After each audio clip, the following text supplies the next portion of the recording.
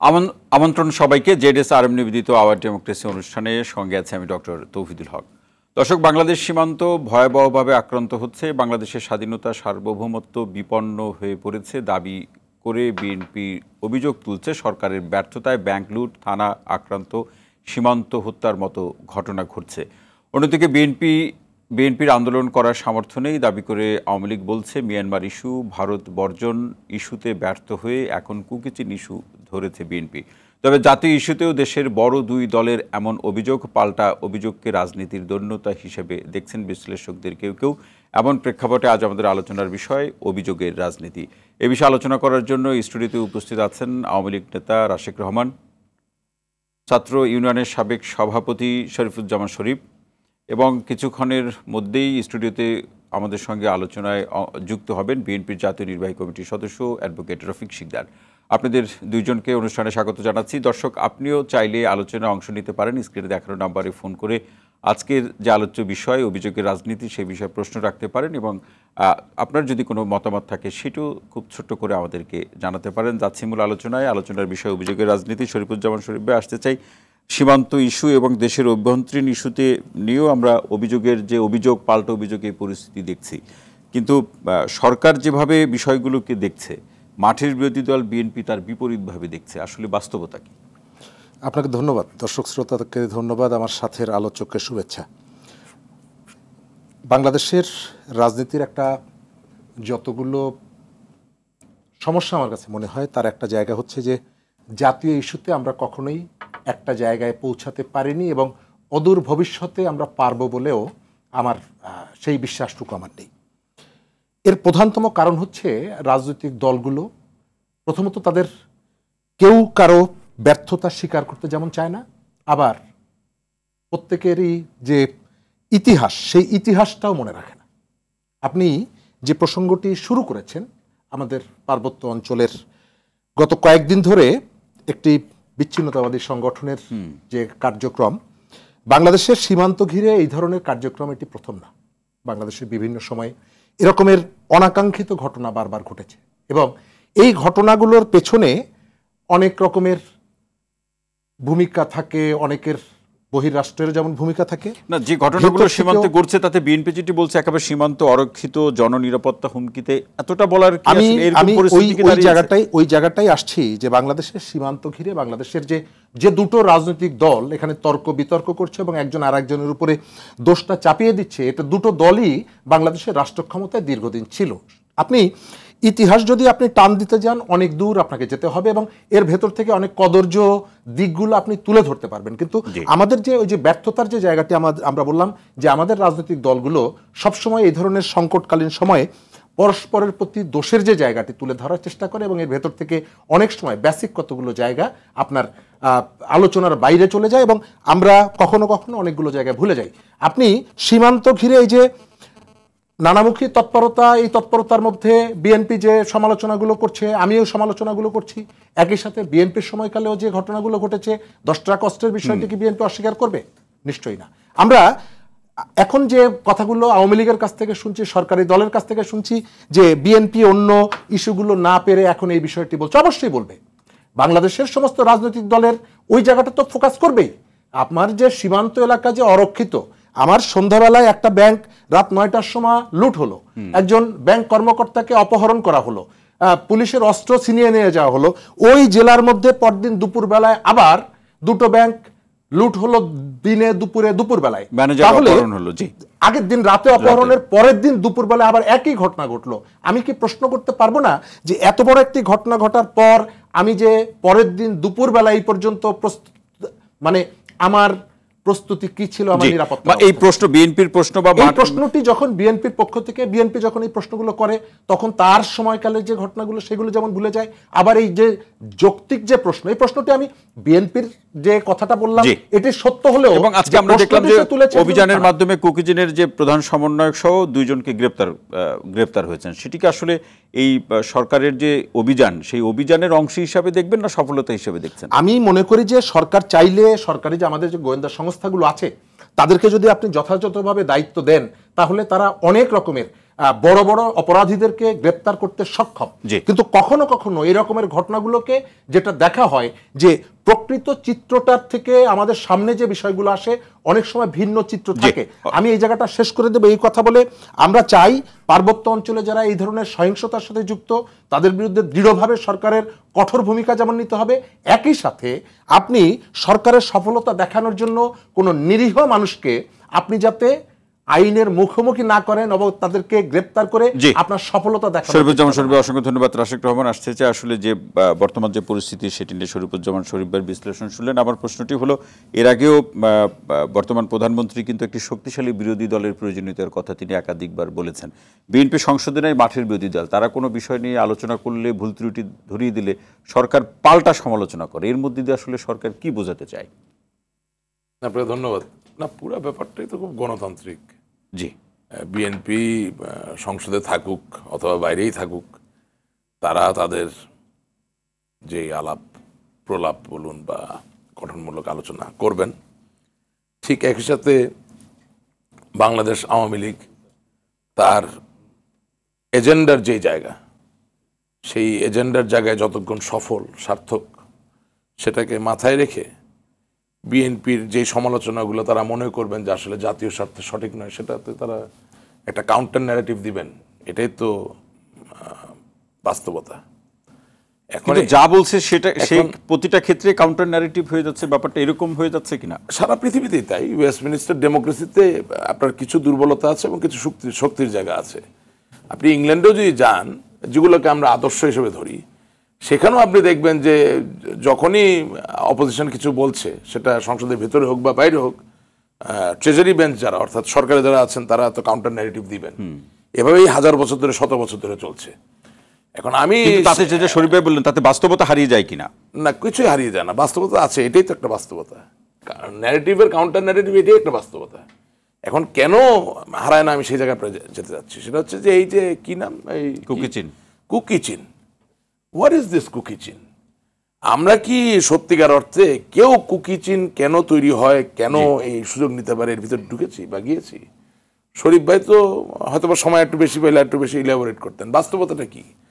বাস্তবতা হচ্ছে বাঙালি জাতিসত্তা বাংলাদেশের চিরকালের যে শত্রু পশ্চিম পাকিস্তান, তাদের কাপ্তাই অঞ্চল থেকে এই জলবিদ্যুৎ তৈরি করার যে প্রকল্প, সেই জায়গার থেকে পার্বত্য চট্টগ্রামের আদিবাসী যারা আছেন অর্থাৎ চাকমা মারমা যারা আছেন, তাদেরকে যখন আপনি ডিসপ্লেসড করে ফেললেন, তাদের রাজা সহ, এই যে ডিসপ্লেসমেন্টের জায়গা থেকে যে সংঘাত, যে সন্ত্রাস, যে গন্ডগোলের সূচনা ঘটলো, সেই গন্ডগোলটা 1971 সালের একটা স্বাধীনতা যুদ্ধ, বঙ্গবন্ধুর নেতৃত্বে যখন দেশ স্বাধীন হলো, এরপরে 1975 সালে তাকে হত্যা করার পরে তো আমরা নিরসন করি নাই। এটাকে আরো বাড়িয়েছি। কিভাবে বাড়িয়েছি বলি, যাতে কেউ ভুলে না যায় আমি আমার দায়িত্বটা পালন করবো একজন রাজনৈতিক কর্মী হিসাবে।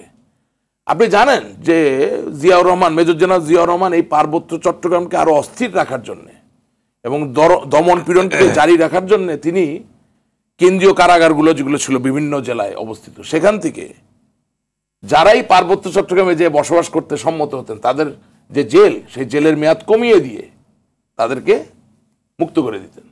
Can you imagine what kind of a conspiracy, what kind of a scheme he had? দিনাজপুরের একজন ডাকাত, সিরাজগঞ্জের একজন ডাকাত, বরিশালের একজন ধর্ষক, তারে আপনি জেল থেকে মুক্ত করে দিয়ে পার্বত্য চট্টগ্রামের শান্তিপ্রিয় মানুষের মাঝখানে বসাই দিলেন। কুকি চিন্তার এমনি হাওয়ার থেকে আসে নাই। তোমরা আজকের বাস্তবতা কি বিএনপির সৃষ্টি? অফকোর্স। এই যে উনি একটু গেল, 10 টাকা একটু বলে গেল। 10 টাকা অস্ত্রের ভিতর তো ওয়াটার পিস্তল ছিল না, পানি মারার পিস্তল ছিল না, আসল গোলাবারুদ ছিল, আসল রকেট লঞ্চ ছিল। আর 10 টাকা অস্ত্রের যে চালান, সেটা তো একবার ধরা পড়ছে। আরো কত চালান গেছে আপনি হিসাব করেন। 21শে আগস্টের গ্রেনেড হামলায় যে গ্রেনেড ব্যবহৃত হয়েছে, সেটা কোন দেশ থেকে কিভাবে, সবই তো আমরা জানি। আজকের এই ক্ষুদ্র পরিসরের অনুষ্ঠানে সব আলাপ করে শেষ করা যাবে না। আমি আপনাকে যেটা বলতে চাচ্ছি, প্রথম কথা, কুকি চীনের পিছনে যে নেতৃত্ব, সেই নেতৃত্বের দুটি দিক আছে। একটি দিক হচ্ছে তারা মেন্টালি ডিমেন্টেড বলে আমার মনে হয়েছে। আমি আমার স্বল্প জ্ঞানে বলতে চাই, অনেক সময় উচ্চাবিলাস থেকে মানুষ ফ্রাস্ট্রেটেড হয়ে যায়, এখানেও তাই হয়েছে। আর পাশাপাশি এখানে কিছু পিছনের শক্তি রয়েছে, যেটা শরীফ ভাই একটু আলোকপাত করলেন, আমি একটু আলোকপাত করার চেষ্টা করলাম, যারা আসলে কখনোই চায় না যে আঞ্চলিক বৈশ্বিক শান্তি মধ্য দিয়ে বাংলাদেশ জননেত্রী শেখ হাসিনার হাত ধরে আরো সমৃদ্ধ হয়ে যায়। এখানে রাশিক ভাই আরেকটি মন্তব্য, যেটি জাতীয় পার্টির চেয়ারম্যান জিএম কাদেরের মন্তব্য আছে। তিনি বলছেন শুধু পাহাড়ে নয়, সারা দেশে আইন শৃঙ্খলা রক্ষায় সরকার ব্যর্থ। আরে ভাই, জিএম কাদের তো আমার জন্য কোনো হিসাবে ধর্তব্য কোনো ব্যক্তি, কিন্তু আওয়ামী লীগের সাথে তাল রেখেই তো কোনো এটা ভুল কথা। আওয়ামী লীগের তাল লাগলো কোথায়? নির্বাচনের আগে 26টা আসন তো আওয়ামী লীগ ঠিক করে দিয়েছে। একটা নির্বাচন করে সে 11টা আসনে জিতেছে, বাকিগুলোতে জিতেনি। কিসের তাল? তাল দিলে তো সবগুলোই জিততো। আরো কেউ কি 11টা, তার নিজের আপন ভাতিজা জিতে নাই, আপন ভাইগনা জিতে নাই, সে নিজেও কিভাবে কি আমি চাই না কি আবার আওয়ামী লীগ কি কিন্তু তারা দায়ী করে না, ওটা আরেক প্ল্যাটফর্মের কথা, কারে সে কি দায়ী করছে। কিন্তু আমি বলতে চাচ্ছি জিএম কাদের বাংলাদেশের গণতন্ত্রের যে অপূরণীয় ক্ষতি করেছে তার মুখে এই কথাগুলো সাজে না। আর একই সাথে দুঃখজনক, না ক্ষতি করেছে কি নির্বাচনে অংশ নিয়ে, না আমি বলছি একই সাথে বিএনপি যে কথাগুলো বলছে তারও মুখে সাজে না, কারণ সেও গণতন্ত্রের অপূরণীয় ক্ষতি করেছে। আমি বলি কিভাবে, শেষ করুন, শুনে নেন কথাটা, যেহেতু তুললেন বলতে হবে। না বলুন। প্রথম কথা, বিএনপি নির্বাচনে অংশগ্রহণ না করে বাংলাদেশের গণতন্ত্রের অপূরণীয় ক্ষতি করেছে, পয়েন্ট ব্ল্যাঙ্ক। 2 নম্বর কথা, গোলাম কাদের হুসেন মোহাম্মদ এরশাদের ভাই হিসেবে জাতীয় প্রার্থী যখন দায়িত্ব নিলেন, তিনি যদি অতিরিক্ত খেলাধুলা না করতেন, নির্বাচনে যাব না এসব না করতেন, উনি যদি সঠিকভাবে নির্বাচন করতে যেতেন, তাহলে বাংলাদেশের গণতন্ত্র আজকে যতটুকু ক্ষতিগ্রস্ত হয়েছে অসংখ্য ধন্যবাদ। অসংখ্য ধন্যবাদ শরীফুজ্জামান শরীফ ভাই। এই যেখানে রাশিক ভাই শেষ করলেন সেখানে আসছে যে আমাদের রাজনৈতিক যে দূরত্ব রয়েছে রাজনৈতিক দলগুলোর মধ্যে, তার প্রেক্ষাপটে নির্বাচনে যাওয়া না যাওয়া, ক্ষমতায় থাকা না থাকা, অন্যান্য দেশগুলোর আমাদের এখানে কোনো দলের পক্ষে কাজ করা না করা, সেক্ষেত্রে ভারতীয় পণ্য বর্জনের প্রসঙ্গ, এরই প্রভাব কি সারা দেশের বিভিন্ন সীমান্ত থেকে শুরু করে সকল অবস্থার মধ্যে কম বেশি পড়ছে কিনা? প্রথম জায়গাটা হচ্ছে, আপনি যখন রাজনৈতিকভাবে দুর্বল হয়ে পড়বেন তখন বিভিন্ন জায়গা থেকে চেষ্টা করবে যে তার সুবিধা নেওয়ার জন্য। বাংলাদেশের এখনকার যে রাজনৈতিক ব্যবস্থা, নির্বাচন ব্যবস্থা এবং এই নির্বাচন ব্যবস্থার সঙ্গে জনগণের যে দূরত্বটা তৈরি হয়েছে, যে নির্বাচনে জনগণ ভোট কেন্দ্রে যাচ্ছে না, ভোট দিতে যাচ্ছে না, সুতরাং তাদের সাথে সরকারের একটা দূরত্ব তৈরি হবে, এটাই স্বাভাবিক। এবং সেই দূরত্বকে কাজে লাগিয়ে নানা জায়গা থেকে নানা রকমের খেলা কেউ খেলতে চাইবে। গতকালকে প্রথম সরকার যদি এই খেলাকে ষড়যন্ত্র হিসাবে দেখে, তাহলে সরকার তো তার জায়গায় ঠিক আছে। সরকার যে কোনো ধরনের আলোচনাকেই ষড়যন্ত্রের মধ্যে ফেলতে চায়, যে কোনো ধরনের আলোচনাকেই সে মনে করে তার বিরুদ্ধে, রাষ্ট্রের বিরুদ্ধে কথা বলা হচ্ছে। যৌক্তিক যে কোনো ধরনের আলোচনা, আপনি রাজনৈতিক বলেন, সামাজিক বলেন, অর্থনৈতিক বলেন, কোনো বিষয়ে সমালোচনা হলেই সরকার সেটিকে কাঁধে নিয়ে তারপর একটা যুদ্ধের দিকে নেমে যাচ্ছে এবং যুদ্ধংদেহী মনোভাব নিয়ে। এবং লক্ষণীয় ব্যাপার হচ্ছে যে তাদের এই যে বক্তব্যগুলো, সেই বক্তব্যগুলোর সমন্বয় নেই। 3 জন মন্ত্রী 3 ধরনের বক্তব্য দিয়েছেন গতকালকে এই যে ইস্যুতে। আমি আপনাকে মনে করিয়ে দিই, সমন্বয়হীনতা দেখছেন মোটা দাগে। হ্যাঁ, এক একজন মন্ত্রী যখন এক এক ধরনের কথা বলছেন, তখন তো মন্ত্রীদের মধ্যে, কারণ একটা পলিটিক্যাল গভর্নমেন্ট, তার বক্তব্যটা, তার যে স্ট্যান্ডটা, সেটা অভিন্ন হওয়া এটি স্বাভাবিক। কিন্তু সেটি যখন না হয়, স্বরাষ্ট্রমন্ত্রী একরকমের কথা বলেন, পররাষ্ট্রমন্ত্রী একরকমের কথা বলেন, অন্য একজন মন্ত্রী যখন একরকমের কথা বলেন, এর ভেতর থেকে মনে হয় যে হয় অস্থিরতা আছে অথবা সমন্বয়হীনতা আছে। আমি যেটি বারবার বলার চেষ্টা করছি, গতকালকে প্রথম আলো আপনি যদি দেখেন, তারা নাথান বমকে নিয়ে একটা রিপোর্ট করেছে এবং রিপোর্টের একটা জায়গায় বলা আছে পার্বত্য চট্টগ্রামে জেএসএস এর বিরুদ্ধে একটা সশস্ত্র সংগঠন গড়ে তোলার আকাঙ্ক্ষা থেকেই নাথান বমকে সহযোগিতা করা হয়েছিল। অর্থাৎ এই জায়গাটিতে আমরা সবসময় কতগুলো সহজ সরল সমীকরণ মিলিয়ে ফেলি। ঘটনার পেছনে অনেক ঘটনা থাকে, খেলার আমরা সুযোগ খোঁজে খেলার জন্য। তবে এটি স্পষ্ট যে আমাদের পার্বত্য অঞ্চল এবং আমাদের বিশেষ করে রোহিঙ্গাদেরকে কেন্দ্র করে বাংলাদেশের রাষ্ট্রবিরোধী একটা ষড়যন্ত্র দেশ এবং দেশের বাইরের থেকে হচ্ছে। এবং এই ষড়যন্ত্রের সাথে এই চক্রান্ত, এই খেলার সঙ্গে যাদেরকে আমরা মিত্র মনে করি, তারা, যাদেরকে আমরা গণতন্ত্র ফিরিয়ে আনার জন্য সহযোগী হিসাবে মনে করি, তারা, আমি আরো স্পষ্ট করি, এই প্রক্রিয়ার সঙ্গে রোহিঙ্গাদেরকে কেন্দ্র করে এই দক্ষিণ অঞ্চলে একটা অস্থিতিশীল অবস্থা এবং রাজনৈতিক টার্গেট ফুলফিল করার জন্য এখানে ভারত খেলছে, এখানে চীন খেলছে, এখানে আমেরিকা খেলছে। অসংখ্য ধন্যবাদ শরীফুজ্জামান শরীফ ভাই, রাশেক রহমান। যারা খেলছে তারা আমাদের কোনো না কোনো ভাবে বন্ধু। আমি একটু এই জায়গায় একটু আমি মনে হয় একটু সংশোধনী দেওয়ার মতো অবশ্যই জায়গা না না, আমি নিজেকে অত বেশি পারঙ্গম মনে করি না, আমি আমার জায়গাটা ভেবে দিই। আমি যখন ন্যাশনাল ডিফেন্স কলেজে আপনার ক্যাপস্টোন কোর্স করতে যাই, তখন আমরা এই পার্বত্য চট্টগ্রামের যে সমস্যাটা এটা নিয়ে একটা ব্রিফ পেয়েছিলাম, এবং আমার কাছে মনে হয়েছে শুধু তাদেরটা গ্রহণ করে না, আরও বিভিন্ন দিক থেকে আলাপ আলোচনা করে আমি একটা নিজের জায়গা তৈরি করেছি। এরকম আপনি ভারত চীনকে খুব সহজে আনতে পারেন, আনবেনও, নিশ্চয়ই আনবেন, কেন আনবেন না? যদি আনতে চান আনবেন, এটা আপনার জায়গা। কিন্তু আমি তার থেকেও বড় কথা মনে করি যে যখন সেনাবাহিনীর উপর নির্ভর করে ক্ষমতায় যাওয়া বা না যাওয়ার ব্যাপারটা থাকে কোনো দেশে, অর্থাৎ আমি বাংলাদেশের রক্তে রঞ্জিত, রক্ত স্নাত, কলুষিত কালো অধ্যায়, যেই সময়ে সামরিক বাহিনীর উচ্চপদস্থ জেনারেলরা, মেজর জেনারেল জিয়াউর রহমান, হুসেইন মোহাম্মদ এরশাদ, তারা যখন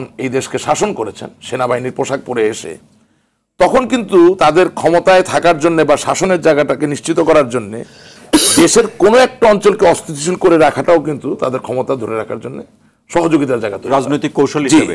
এবং এই যে উনি বলছেন না যে হিল ট্যাক্সের ব্যাপারটা, যদি আপনি সত্যি চাইতেন যে শান্তি আনবেন, যেটা জননেত্রী শেখ হাসিনা চেয়েছিলেন, যার জন্য শান্তি চুক্তি হয়েছিল, তারা কিন্তু ওইদিকে তারা কি করেছেন, এই যে এই কুকিচিনের মতো আরো এই যে আরএসএস কি আরো অনেক নাম, আমি অনেকগুলো সংগঠন আছে সেখানে, এক সংগঠন এক সংগঠনকে লাগিয়ে রেখেছিল, ক্রমাগত যুদ্ধ সংঘাত চলতো, কারণ they wanted to ensure that there is a vibrant military installation in that area by which there shall be an excuse where they can continue to be the military tyrant as they were.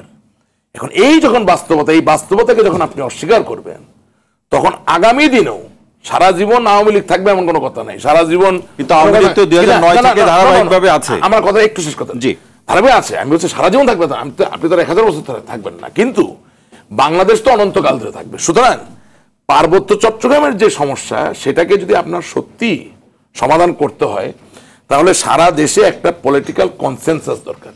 এই কথা আমি কেন বলছি, সেই উদ্যোগটা কে নেবে? আমি বলছি কেন, কারণ যারা ওই পার্বত্য চট্টগ্রামকে অস্থিতিশীল করলো, যারা পার্বত্য চট্টগ্রামে ওদের হাতে অস্ত্র তুলে দিল, অর্থাৎ এখানে আলাপে যেটা চলে এসেছে বিএনপি এবং আরো কিছু সেক্টর, তারা যতদিন না তাদের কর্মক্রিয়ার প্রকৃতির পরিবর্তন না করবে, তারা যতদিন না তাদের একটু নির্দিষ্ট করে আপনার কাছে জানতে চাই যে 2009 থেকে ধারাবাহিকভাবে ক্ষমতা আছে আওয়ামী লীগ, এখানে কোনো কিছু হলে বা সীমান্তে অস্থিরতা বা কুকিচিনের প্রসঙ্গে বারবার বিএনপিকে খোঁজার চেষ্টা করছেন কেন আপনারা? না, আমরা বারবার কেন খুঁজছি, যেটা সত্য সেটাই তো বললাম। পার্বত্য চট্টগ্রামের ইন্টারনাল যে ফিউড, কুকিচিন তো it's part of the internal feud, it's not external. External অনেক আগে শুরু হয়ে গেছে, তারপরে এটাকে ভেঙে ভেঙে আভ্যন্তরীণ অনেকগুলো ছোট ছোট গ্রুপ তৈরি হয়েছে। এটা কেন হলো? আমি তো বললাম, কারণ জননেত্রী শেখ হাসিনা চাচ্ছিলেন শান্তি প্রতিষ্ঠা করতে, তিনি সফলও হয়েছিলেন। কিন্তু আপনি 2001-এ এসে আবার এই যে ছোট ছোট যে গ্রুপগুলো, সেগুলোকে আবার নতুন করে সংঘবদ্ধ করে তাদেরকে উজ্জীবিত করে দিলেন। এখন আপনার রাজনৈতিক চিন্তা ভাবনা, আপনার কাজ করার প্রক্রিয়াটাই যদি এমন হয় যে সংঘাত সংঘাত সংঘাত, তখন আমি একা আওয়ামী লীগ এক হাতে তালি বাজাই কি করব? আমি তো পুরো বাংলাদেশ না, আমি বাংলাদেশের একটা বৃহৎ অংশ, কোনো সন্দেহ নাই। এবং যেটা শরীফুজ্জামান ভাই একটা জায়গায় ইঙ্গিত করলেন, আমি একটু ওনাকে এইভাবে কমপ্লিমেন্ট করতে চাই, একটু দ্বিমত করব না, সেটা হচ্ছে যখন আওয়ামী লীগ তার দায়িত্ব পালন করছে তখন এটা ভালো, যদি বিএনপি তার দায়িত্ব পালন করে সেটাও ভালো, যদি জাতীয় পার্টি তার দায়িত্ব পালন করে সেটাও ভালো। কিন্তু যখন আওয়ামী লীগ তার দায়িত্ব পালন করবে একা, অর্থাৎ ভালো, এবং অন্য দুজন যখন ঠিকমতো দায়িত্ব পালন করবে না, তখন অবশ্যই বিভিন্ন দেশ, বিভিন্ন উদ্ভূত পরিস্থিতি তৈরি হবে, যেগুলো আসলে আমাদের জন্য আশঙ্কিত নয়। অসংখ্য ধন্যবাদ। দর্শক, আমাদের সঙ্গে স্টুডিওতে উপস্থিত হচ্ছেন বিএনপির জাতীয় নির্বাহী কমিটির সদস্য অ্যাডভোকেট রফিক শিকদার। রফিক শিকদার, আপনাকে অনুষ্ঠানে স্বাগত জানাচ্ছি। আমরা অভিযোগের রাজনীতি, সীমান্তর প্রসঙ্গ, কুকিচিন, সেই প্রসঙ্গ ধরেই আলোচনাটি আমরা করছি। আপনি রাশেক রহমান ভাইয়ের আলোচনা শুনছিলেন যে আসলে এই পরিস্থিতি কিংবা সীমান্তে অস্থিরতা, এর সাথে একটি রাজনীতি আছে, সেই রাজনীতির সূচনা বিএনপির হাত ধরেই বা সামরিক প্রসঙ্গে, সেক্ষেত্রে কোনো কোনোভাবে তিনি বিএনপিকে যুক্ত করছেন। কেন আসলে কোনো অস্থিরতা বা কোনো ধরনের অশান্তি তৈরি হলেই সেখানে বিএনপির নামটি কেন বারবার আমরা শুনতে পাই? ধন্যবাদ আপনাকে, ধন্যবাদ দুজন বিজ্ঞ সহ আলোচককে, এবং যারা সেটের সামনে বসে আছেন আর টিভির সামনে, সবাইকে আমি শুভেচ্ছা জানাচ্ছি। দেখুন, দেশ আজকে বাংলাদেশ মহাসংকটকাল অতিক্রম করছে। গণতন্ত্র সংকট, অর্থনৈতিক সংকট, একটা বৈষম্যহীন সমাজ ব্যবস্থা এবং একটা অমানবিক রাষ্ট্র ব্যবস্থা, এখান থেকে জনগণ আজকে বেরিয়ে আসতে চায়। আমি আমার আসতে স্টুডিওতে একটু দেরি হয়েছে, কিন্তু আমি পথে কিন্তু আমি কথাগুলো শুনছিলাম। জি, শরীফ ভাইয়ের কথা এবং রাশিক রহমান দুজনের কথাই শুনেছিলাম। রাশিক রহমান সাহেব বললেন যে কুকি চীন এটা বিএনপির এটা তৈরি করা, বিএনপির বিষয়। আমি কুকি চীন নামটা এই প্রথম শুনলাম। কুকি চীন কি, এটা কি চকলেট না এটা কি, এটা কিন্তু হঠাৎ করে মানুষের প্রশ্ন ছিল। পরে মানুষ জানলো যে না, এটা একটা অস্থিতিশীল করার জন্য একটা তাদের একটা সংঘবদ্ধ একটা ওখানে সন্ত্রাসী গোষ্ঠী, রাজনৈতিক আদলে তারা ওখানে পৃষ্ঠপোষকতা ওখানে আছে। এখন 1991 সালে গণতন্ত্র পুনরুদ্ধারের পরে বেগম খালেদা জিয়ার যে সরকার, শান্তি চুক্তি নিয়ে আলোচনা হয়েছিল। তখন শান্তি চুক্তিটি বাস্তবায়ন হয় 1997 সালের 2রা ডিসেম্বর। মাননীয় শেখ হাসিনা যখন প্রধানমন্ত্রী হলেন, তত্ত্বাবধায়ক সরকারের অধীনে সেই নির্বাচিত হওয়ার পরে এটা স্বাক্ষর হয়। শান্তি চুক্তি আজকে কোথায় জনগণ জানতে চায়। একজন ব্যাংক কর্মকর্তা, পাহাড়ে যতটুকু শান্তি বা শৃঙ্খলা ফিরেছে সেটা তো শান্তি চুক্তির কোথায় আছে? আপনি কি চিন্তা করতে পারেন যে এটা তো দেশের সামগ্রিক অবস্থাটা কি, যে একটা ব্যাংকের ম্যানেজার তাকে এইভাবে উদ্ধার করেছে, তাকে তো সেই উদ্ধার। এখন কি সেই জন্য সরকারকে থ্যাঙ্কস দিতে হবে? বেইলি রোডে 50 জন নাগরিক মারা গেল আগুনে, এখন ওখান থেকে আপনার কর্মচারীদেরকে গ্রেপ্তার করেছেন, সরকারকে থ্যাঙ্কস দিতে হবে? নাকি অব্যবস্থাপনা করার জন্য সরকারকে অ্যাড্রেস করতে হবে কোথাও কোথাও প্রবলেম ছিল রাজ্যকে, সিটি কর্পোরেশন, সেগুলো? সরকার থ্যাঙ্কস পেতে চায় মানুষ হত্যার পরে, গুম করার পরে থ্যাঙ্কস পেতে চায় উদ্ধার করেছি। আমরা তো সেটা চাই না। আমরা চাই স্বাভাবিক রাষ্ট্র ব্যবস্থা, স্বাভাবিক জীবন, স্বাভাবিক। রফিক ভাই, এখানে একটি প্রশ্ন রেখে যায়, যেটা আওয়ামী লীগের সাধারণ সম্পাদক বলেছেন যে আসলে বেগম জিয়ার মুক্তির জন্য 500 নেতাকর্মীও বিএনপি জড়ো করতে পারে না। তার মানে আপনাদের সাংগঠনিক অবস্থা কি অবস্থায় আছে তারই কিন্তু ইঙ্গিত। পাশাপাশি যেটি রাশিক ভাই বললেন, অথবা এটি আলোচনাটি আওয়ামী লীগের কেন্দ্রীয় নেতারাই বলে থাকেন যে আসলে একটা অস্থিরতা সৃষ্টি করে বিএনপি কোনো না কোনোভাবে ক্ষমতা যাওয়ার রাস্তাকে প্রশস্ত করতে চাই। এই প্রশ্নটা রেখে গেলাম, বিরতি থেকে ফিরে এসে আপনার কাছ থেকে শুনবো। প্রিয় দর্শক, আপনারা দেখছেন ZSRM নিবেদিত আওয়ার ডেমোক্রেসি অনুষ্ঠান। ছোট্ট বিরতি শেষে আবারও ফিরছি, সঙ্গেই থাকুন।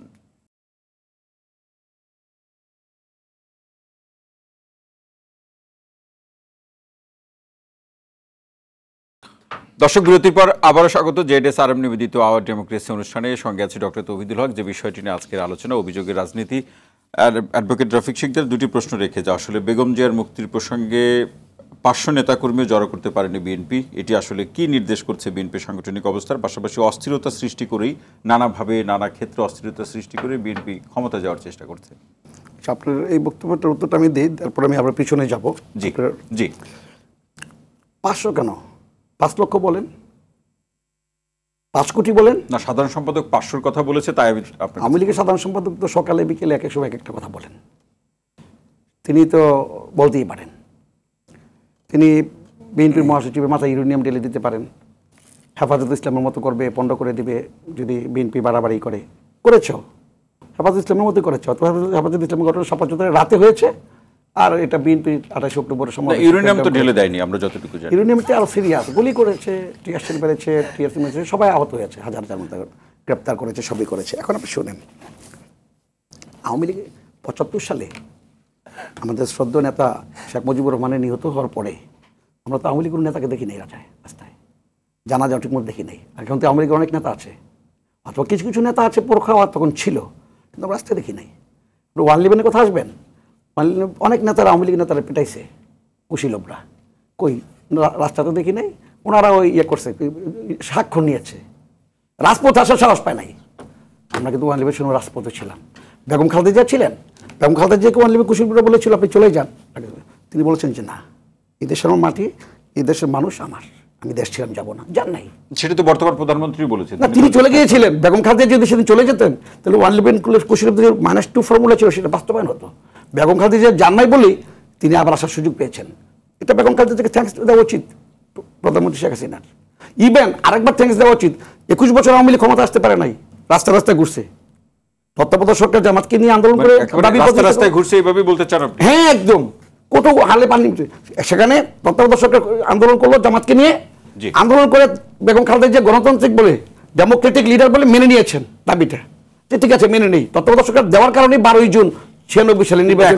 এক দফা থেকে শুরু করে যত দফার কথা বলছেন, সেক্ষেত্রে কোনো কিছুতেই তো আওয়ামী লীগ গুরুত্ব দিচ্ছে। আচ্ছা, আপনি তো প্রাচ্যের অক্সফোর্ড ঢাকা বিশ্ববিদ্যালয়ের মেধাবী শিক্ষক, আমরাও সেই বিশ্ববিদ্যালয়ের ছাত্র।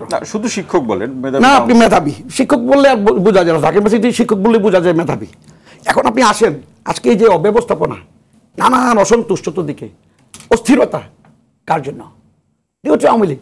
এরা 15 বছর ক্ষমতায় ছিল, আজকে বিদ্যুৎ নাই, ঢাকা শহর আপনি আলোকিত করছেন, গ্রামের মানুষ লোডশেডিং অস্থিরে আছে।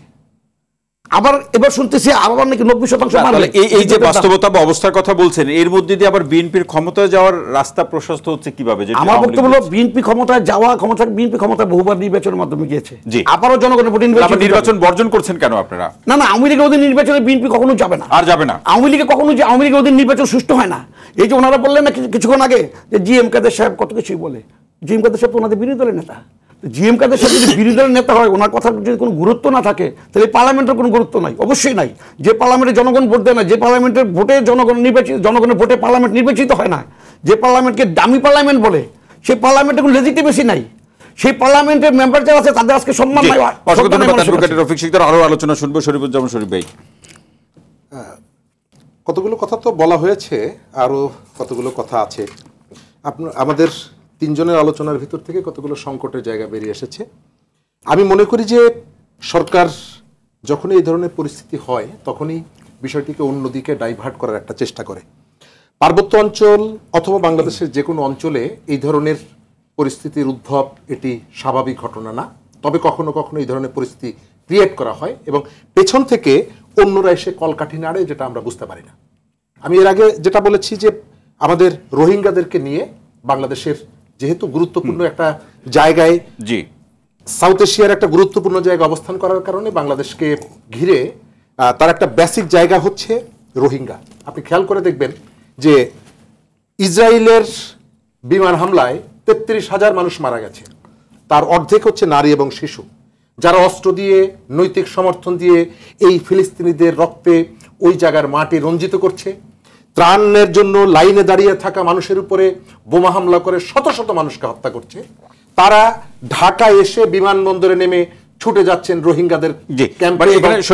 আপনার কাছে আমার জানার জন্য প্রশ্ন, সেটি হচ্ছে যে সীমান্তে নিরাপত্তার প্রশ্নে আমাদের যারা বন্ধুরাষ্ট্র বা উন্নয়ন সহযোগী হিসেবে যাদেরকে আমরা জানি, সেই এই সময় এসে বা এই মুহূর্তে এসে সেই বন্ধুদের ধরন কি পাল্টে যাচ্ছে?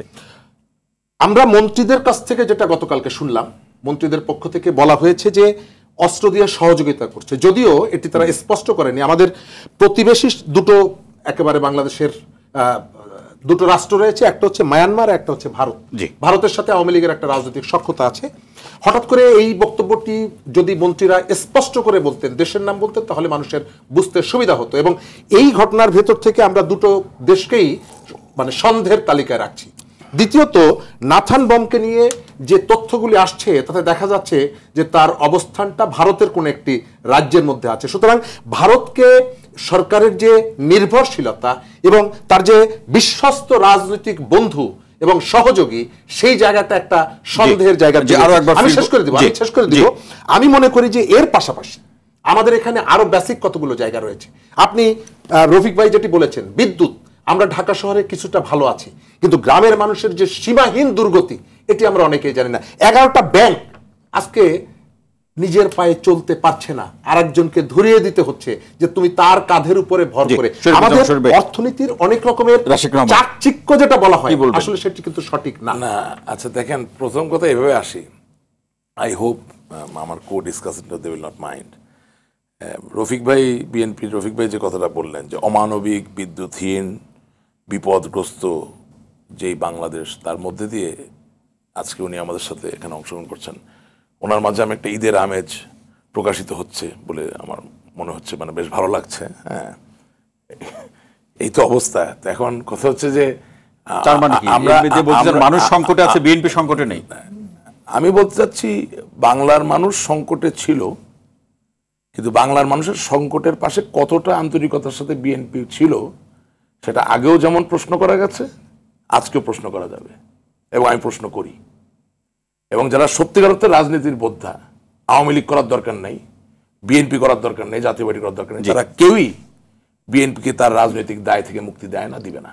এবং 100 বছর পরেও বাংলাদেশের যে তখনকার যে প্রজন্ম জাগ্রত হবে, দেশ পরিচালনা করবে, তারা প্রত্যেক পদে পদে বিএনপিকে বাংলাদেশের গণতান্ত্রিক আবহ থেকে শুরু করে সামাজিক যত অবক্ষয়, প্রত্যেকটা জায়গায় তাদের যে একটা অংশীদারিত্ব বা দায় ছিল, এটার থেকে মুক্তি দিবে। বিএনপি তো বারবার জাতীয় ঐক্য বা আলাপ আলোচনার কথা বলছে, মুখে আপনি অনেক জাতীয় ঐক্যের কথা বলতে পারেন। আমি একজন রাজনৈতিক কর্মী, আমি আমার দেশের সংসদের বিরোধী দলীয় নেতা কি বললেন সেটার সমালোচনা করতে পারবো কি পারবো না সেটাও বিএনপি ঠিক করে দিতে চায়। তারা কি গণতন্ত্র চর্চা করে কিনা? আপনি তো নির্বাচনেই যান নাই, পার্লামেন্ট নির্বাচনে কোন জনগণ ভোট দিছে বা দেয়নি সেটা নিয়ে কথা বলার অধিকার তো আপনার নাই। যারা ভোট দিয়েছেন, যেখান থেকে যেভাবে ভোট দিয়েছেন তাদের প্রতিনিধিত্ব করেন। ইয়েস, না নির্বাচনে না গেলে নির্বাচন নিয়ে কথা বলা যাবে না। না না, এর মানে এই না যে সংসদে যিনি যাবেন যেই জায়গায় তিনি থাকবেন তার সাথে আমার একমত না। নির্বাচনে না গেলে কি নির্বাচন নিয়ে কথা বলা যাবে না? এই পরিণতি বা এই পরিণত চিন্তা ভাবনা নিয়ে কাজ করলে গণতন্ত্রের খুব একটা উন্নয়ন ঘটবে না। আর আমি মনে করিয়ে দিতে চাই, একটু আগে সাথী আমার কি বলে যে ছোট ভাই আমাদের স্বেচ্ছাসেবক লীগ করে, কিশোরগঞ্জ বাড়ি, সে আমাকে লিখলো যে ভাই রফিক সাহেব যে এত কথা বলতেছেন উনি কি ভাই ওইটা কি কুচিমিন নাকি কুকিচিন, হ্যাঁ কুকিচিন চিনেন না বললেন। তো কথাটা তো ওরকম হইলো যে বেগম খালেদা জিয়া বলছিলেন যে উনি বাংলা ভাইও চিনে না, ইংরেজি ভাইও চিনে না। এটাই তো তাদের স্বভাব। তারা তখনও বাংলা ভাই চিনে নাই, খালেদা জিয়া চিনে নাই, ইংরেজি ভাই চিনে নাই, এখন উনি কুকিচিন চিনে না, অথচ he is the central leader of BNP. আমি আর বেশি সামনে যেতে চাই, আমি বলতে চাচ্ছি ডিনায়ালটাই তো তাদের রাজনীতির একটা অংশ।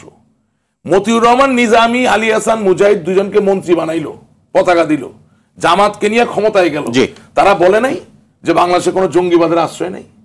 সো যেখানে আপনি সত্যকে অস্বীকার করে চলাটাই আপনার রাজনীতির পথ, সেখানে আপনি দেশের জাতীয় ঐক্য চাচ্ছেন, আমি তো কোনো কারণ বড় কথা একটু আমি শেষ মন্তব্য আপনি শেষ বলতে চাচ্ছেন না, এটা আমাকে বলতে হবে, এটা বলতেই হবে। উনি বঙ্গবন্ধু শেখ মুজিবুর রহমান জানাজা নিয়ে কথা বলেছেন। বঙ্গবন্ধু শেখ মুজিবুর রহমানের মরদেহ সেনাবাহিনী দিয়া হেলিকপ্টার দিয়ে উড়াই নিয়ে বন্দুকের সামনে ধইরা আপনি কবরস্থ করছেন। সেখানে জানাজা কি হয়েছিল সেটা কথা বলার আগে একবার বিবেককে প্রশ্ন করা উচিত। যদি একই কাজ আমরা করতাম তাহলে আপনাদের জানাজাগুলো কত বড় হইতো আমরা দেখতাম।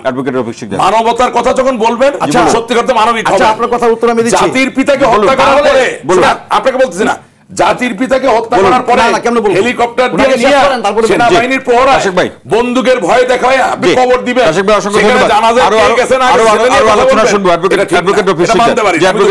বলুন। ওনার সময় কিন্তু আমি কথা বলি না, আমার সময় কোন কথা বলবে না, আর আমাকে কোন প্রশ্ন করেন না, আমার কথা শেষ করতে। কোনো প্রশ্ন নাই, বলুন। এই কারণে তো বলছি আপনি বলুন। 1975 সালে মোস্তাক সরকারের সালের মধ্যে ধরে যায় আওয়ামী লীগের নেতা যারা বলেছে হুজুর আমরা মন্ত্রিত্ব চাই, এমপি তো চাই, আমরা মুজিবতার বিচার চাই না। আওয়ামী লীগের লোকই কিন্তু তারা ছিল, তখন কিন্তু বিএনপিও ছিল না। কথাটা বুঝতে পেরেছেন? যেগুলো বলে লাভ নাই। আওয়ামী লীগ যে কি কত কাপুরুষ বাংলাদেশে এটা আমরা জানি, আমরা খুব ভালো করে জানি। এবং আওয়ামী লীগের যে ছাত্র সংগঠন, এই যে ঢাকা বিশ্ববিদ্যালয়ের ছাত্র রাজনীতি করেছে তো আমাদের সাথে, ছাত্র সংসদে কিন্তু কখনো কিন্তু আমাদের সাথে জয়লাভ করে নাই। এখন আমাকে তো কুকিচিন আমাকে চিনতে হবে এই স্বাধীনতার চুক্তির, এই চুক্তির 26 বছর পরে এবং স্বাধীনতার 54 বছর পরে কুকিচির নাম শুনতে হবে আমাকে। সীমান্ত দিয়ে 80টা স্থান দিয়ে সিলেক্ট প্রতিদিন এই মাদক সব ভারত থেকে আসতেছে, ফেলানির লাশ ঝুলে আছে, আমাকে দেখতে হবে প্রতিদিন, আমার গুলি খেতে হবে আমার দেশের কৃষককে। এই প্রতিবেশী রাষ্ট্রের দ্বারা আওয়ামী লীগ চুপ থাকবে? আওয়ামী লীগ ভোট চুরি করবে, ভোট ডাকাতি করবে, আমাকে দেখে থাকতে হবে। দ্রব্যমূল্যের দাম বাড়াবে, আওয়ামী লীগ বলে আন্দোলন না করলে বিএনপিতে আন্দোলন করতে পারে, ও আমরা আন্দোলন করলে জনগণের দ্রব্যমূল্য লাগাম টেনে ধরবে, নয়তো তারা দাম বাড়াবে। স্বাস্থ্য ব্যবস্থা আজকে সমীক্ষাতে আসছে খুবই খারাপ অবস্থা, দেশে 3 কোটি লোক স্বাস্থ্য সুযোগ পাচ্ছে না, টাকার অভাবে চিকিৎসা করতে পারছে না। এটা কি আমাদেরকে ইয়ে করে দিতে হবে? আওয়ামী লীগের এই সময় কি এই যে বিষয়গুলো বললেন তার অবস্থার কোনো গুরুত্ব পরিবর্তন তৈরি করে ফেলেছে? এই সংকট থেকে আওয়ামী লীগ যদি বের হইতে চায়, যে আওয়ামী লীগ যে পার্লামেন্টার যে গ্রুপ নিয়ে আছে, এই গ্রুপ নিয়ে সিন্ডিকেট নিয়ে এই দেশ সুন্দরভাবে চলবে না, এবং চলবে না যে বিএনপি সুশাসনের জন্য, বিএনপি দেশ পরিচালনার জন্য একটা অনবদ্য শক্তি, বিএনপি একটা অবিচ্ছেদ্য শক্তি। জি, অসংখ্য ধন্যবাদ। সময় পেলে আবার আসবেন। না সময় পাইবেন, আমি শেষ করে দেই। এই যে পার্বত্য চট্টগ্রাম যেটা বলছে, চট্টগ্রামের জনসংহতি সমিতির সাথে বাংলাদেশ সরকার একটা চুক্তি হয়েছে। চুক্তির প্রতিফল কি? আমার দেশের ম্যানেজারকে কিডন্যাপ করবে, গুলি করবে, লুটপাট করবে, আইন শৃঙ্খলা পরিস্থিতি কোথায়?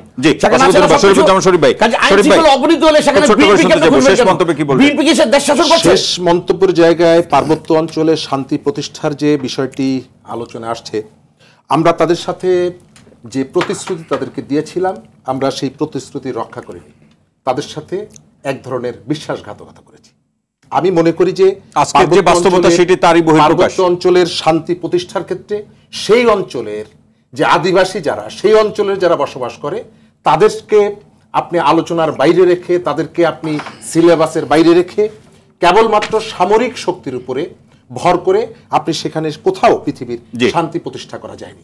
পার্বত্য অঞ্চলে এখন যা ঘটছে আমরা এটি চাই না। একই সাথে এই ঘটনার দায়টা অবশ্যই একেবারে দুই এক লাইনে বলুন, এর সাথে রাজনীতি কতটুকু জড়িত? অনেক প্রেক্ষাপটে আলোচনা। এর সাথে রাজনীতি, প্রত্যেকটি ঘটনার সাথে রাজনীতি সম্পৃক্ত। এমন কোনো ঘটনা নাই যে ঘটনার সাথে রাজনীতি নেই। কিন্তু এই ঘটনাগুলোর সমালোচনা করা যাবে না, কেবলমাত্র সরকারই এই বিষয়গুলো নিয়ে কথা বলবে, এটি আমি মনে করি না এবং এটি কাঙ্ক্ষিত না এবং এটি আরো সংকট তৈরি করে। এই ধরনের পরিস্থিতিতে সরকারের যে আমরা নমনীয়তা দরকার, নমনীয়তা দরকার। আচ্ছা শরীফ ভাই একটা কথা বলেছিলেন, আমরা বলতে চাচ্ছি ব্যাপারে, আমরা বলতে চাচ্ছি 10টা কষ্ট কিন্তু বিএনপির আমলে কিন্তু ধরা পড়েছে, অথবা গোলাগুলির যে কিন্তু পার হয় না, কিন্তু বিএনপির আমলে ধরেছে, কেউ না কেউ ধরেছে। যদি বিএনপি সরকারের পৃষ্ঠপোষকতায় যদি এই ট্রাক যেত, সেই অভিযোগটা তো বিএনপির ঘাড়েই আওয়ামী লীগ দিচ্ছে। না না দিবে তো, তারা তো সব অভিযোগ বিএনপির উপরে দেয়। আপনি বলেছেন, আমরা একটু শুনি রাশিদ ভাই কি বলে সেটা একটু শুনি। সেখানে বিএনপির উপরে রাশিদ ভাই, রাশিদ রহমান বলুন। এটা একটা সমস্যা। আমি একটা ভালো কথা বলতে চাই। আমি বলতে চাচ্ছি যে ম্যানেজারকে অপহরণ করেছে এটা তো নিত্য করার কিছু না, আমরা খুশিও না, বরঞ্চ দুঃখিত, বাট তাকে উদ্ধার করা হয়েছে, আমরা ওই জায়গায় খুশি। কিন্তু অপহরণ বিএনপি করেনি। আমি বলতে চাচ্ছি অপহরণ করার যে প্রেক্ষিত সেটা বিএনপি তৈরি করেছে, এবং অপহরণ করার যে প্রেক্ষিত সেটা মেজর জেনারেল জিয়া রহমান তৈরি করেছে, এবং আজকে খন্দকার মোস্তাকের যে কথা বলছেন ওই প্রেক্ষিতটাও মেজর জেনারেল জিয়া রহমান করেছে। এটা হচ্ছে বাস্তবতা।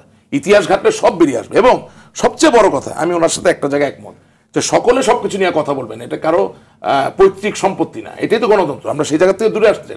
কিন্তু আমাদের কথাটা হচ্ছে যে ফিলোসফিক্যালি যদি আপনি ঠিক না থাকেন, দর্শন নিয়েও ঠিক না থাকেন, আমরা শেষ করব, আপনি যত যা কিছুই করতে চান আপনি করতে পারবেন না। এবং তার থেকেও বড় কথা কি জানেন, শান্তি চুক্তি বাস্তবায়ন 1996 থেকে 2001 সালে, মানে যত সংকট আছে সেটা আওয়ামী লীগ পারছে না বিএনপির কারণে। 1996 থেকে 2001 সালে এটা আমাদের অর্জন ছিল, জননেত্রী শেখ হাসিনা, শান্তি চুক্তি।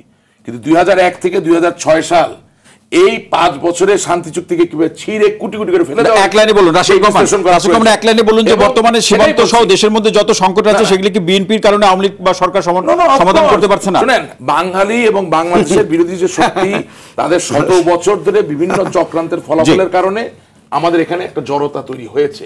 সেগুলো আমাদের পর্যায়ে পর্যায়ে পরিষ্কার করতে হবে, আমাদের সকলের সহযোগিতা দরকার। আমি শুধু বলতে চাই সরকার তো সহযোগিতা দরকার সেটা মনে করে না। আমি বলতে চাচ্ছি বিএনপি আগামী দিনে সহযোগিতা করতে পারবে না তা না, কিন্তু বিএনপিকে মানতে হবে সে কি করেছে। বিএনপিকে রাজনৈতিক দল মনে করেন না। আচ্ছা আমি তো ঢাকা থেকে বসতামই না, ঢাকা থেকে গুরুত্বপূর্ণ মনে করি। না না, ঢাকা থেকে চট্টগ্রাম কথা শোনা দরকার। শুনে ঢাকা থেকে চট্টগ্রামে 25 কিলোমিটার যানজট। অসংখ্য ধন্যবাদ রাশিদ রহমান, অ্যাডভোকেট রফিক শিকদার এবং শরীফুজ্জামান শরীফ, আপনাদের তিনজনকে অসংখ্য ধন্যবাদ আজকের আলোচনা আমাদের সময় দেওয়ার জন্য। দর্শক, জেডএসআরএম নিবেদিত আওয়ার ডেমোক্রেসি অনুষ্ঠানটি আজ এ পর্যন্ত। জানিয়ে রাখছি, আওয়ার ডেমোক্রেসি অনুষ্ঠানটি শুক্র থেকে রবিবার রাত 11টা 20 সরাসরি সম্প্রচার হয়। সেটা দেখার আমন্ত্রণ জানিয়ে এখানে শেষ করছি। সবাই ভালো থাকুন, সুস্থ থাকুন, নিরাপদে থাকুন। সঙ্গে থাকার জন্য অসংখ্য ধন্যবাদ।